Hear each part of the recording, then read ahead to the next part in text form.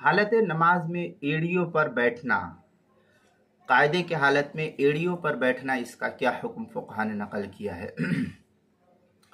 चनांचे कायदा हो या इसी तरीके से दोनों सजदों के दरमियान जलसे की सूरत हो, तो कायदा और जलसों में एड़ियों के बल बैठना बगैर किसी उज़्र के, इसको फुक़हा ने मकरूह लिखा है। हाँ, किसी के पैर में दर्द हो, एड़ी में दर्द हो, घुटने में दर्द हो और कोई तकलीफ़ ऐसी हो तो तकलीफ़ के बिना पर बैठता है तो फिर इस सूरत में उसके लिए कोई उज़्र नहीं है।